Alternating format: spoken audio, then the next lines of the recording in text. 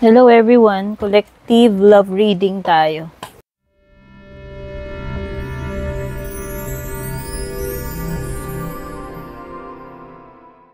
Check natin ano ba tong meron. Dito sa person na nakakonect mo, relationship, situationship ninyo.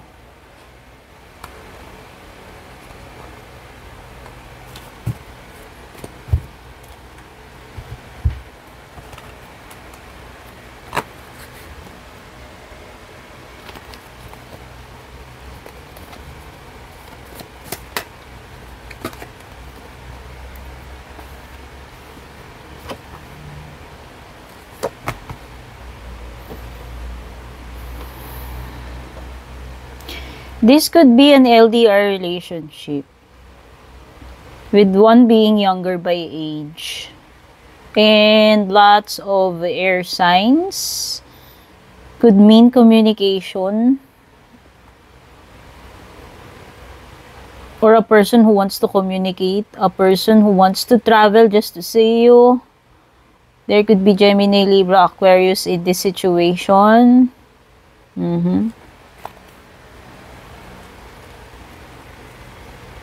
Pwedeng nagkaroon ng period ng pahinga sa isa't isa.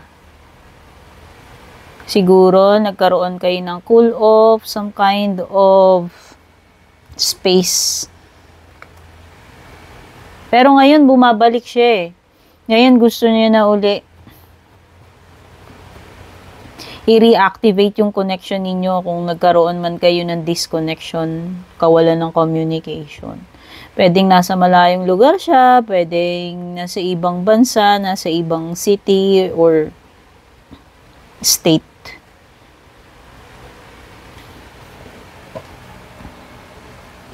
But you are happy right now? Siguro pwedeng you're not that interested, but this person is spying on you. This person has been following you through your social media account.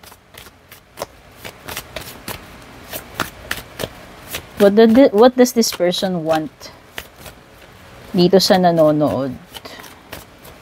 What does this person want? Energy, intention niya. Ano gusto niya mangyari? May Pisces energy din dito. This person wants to approach you talaga with the Knight of Swords. Hindi lang gusto niyang mag-usap kayo, kundi magkita kayo. And gusto kanya talagang puntahan.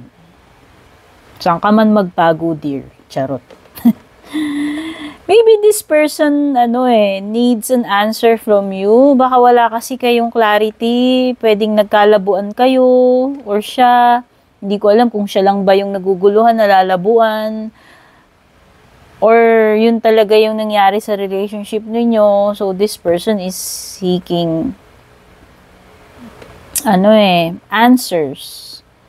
Yes, this person wants answers from you. Since lumilitaw din yung Page of Swords. Gusto niya mismo malaman sa'yo, marinig sa'yo, no?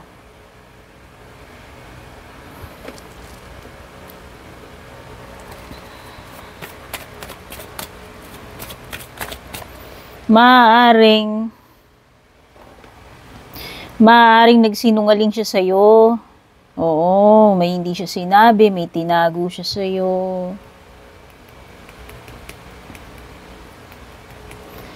Ayaw niya nang magmukhang tanga, baka kasi binlock mo na siya, iniiwasan mo siya. Or kung yun man yung ginawa niya sa'yo.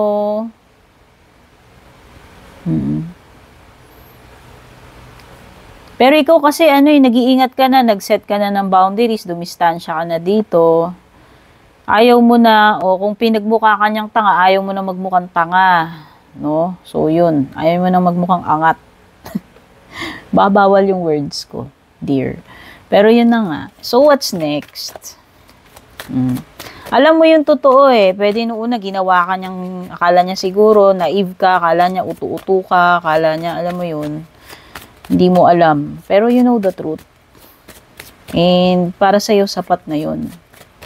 Nagmukha ka ng tanga once, ayaw mo nang maulit. So, nag-set ka na ng boundaries. But this person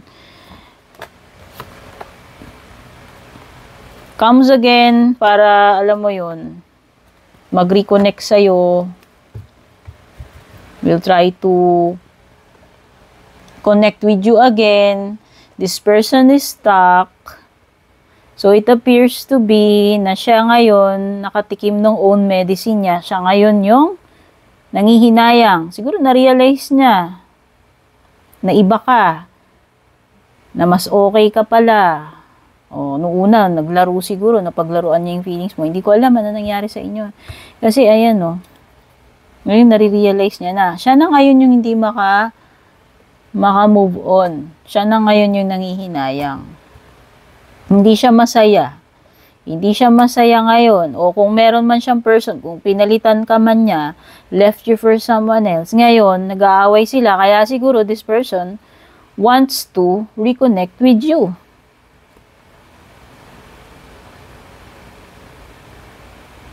O ngayon siya nakakaramdam ng insecurity.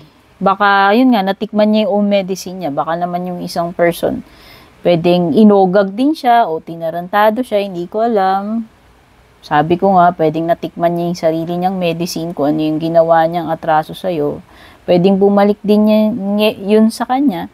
And ngayon, ikaw na may naiisip niya ngayon. Gusto niya ngayong bumalik sa'yo. Na-stuck siya eh, no? Dalawang cards yan na nagsasabi na na-stuck siya sa'yo. Baka nga ikaw, nagmo-move on ka na or naka-move forward ka na. Ngayon, siya ngayon yung napag-iwanan.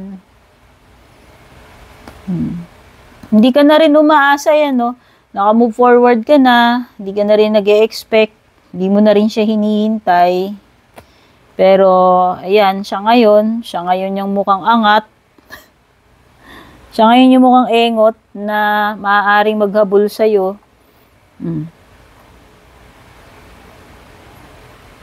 So, sa tingin ko, maghihiwalay sila nung person na yun. Kung sino man yung sumunod sa'yo o pinalit niya sa'yo, or naging karibal mo dito, o naging reason ng hiwalayan ninyo.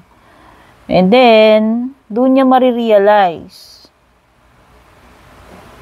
And doon niya mafe-feel na gusto ka niyang i-pursue uli. Gusto niya uling kumonek sa'yo. Madalas naman ganyan, di ba? Check pa natin yung ibang energies. So, ano na? Ano na kaya ang posibleng mangyayari after niyang what's next na yan? Ano pupuntahan neto if ever? Ano pupuntahan if ever? By the way, if you're new here, I'm Purple Teen. Don't forget to subscribe, like, follow. Patap na rin po yung bell icon. Kung gusto niyo po akong suportahan, pwede po kayong mag-avail ng subscription, mag-join ng membership, magpadala ng stars or super thanks. Pwede rin kayong mag-avail ng private reading ko para sa mga interesado, by the way. Nakalagay po yung link sa description. Nag-iisa lang po yung FB page ko, Purple Teen FB page. Kayo po yung magsadya doon, kayo po mismo yung mag-message sa akin. I will not add you as a friend or hindi po ako mauunang mag-message para mag-offer ng kung ano-ano, charot-charot. Pag may ganun, yun po yung mga nagpapanggap na gumagaya sa akin. Okay? Kaya wag kayong magpaano doon. Huwag nyo i-entertain yun. Okay? So, ano na? Anong pupuntahan? Oo nga. Maghiwalay sila. Maghihiwalay sila nung pinalit niya sa'yo. Or nung kung sino man yung person na sumunod sa'yo. Ngayon pa lang nagkakagulo na sila Or nagkalabuan din. So, ang nakikita ko dito is this person will try to win you back. Babalik sa'yo. Kaya lang, it's the same toxic energy. It's the same toxic relationship na kung ano yung meron sa inyo before.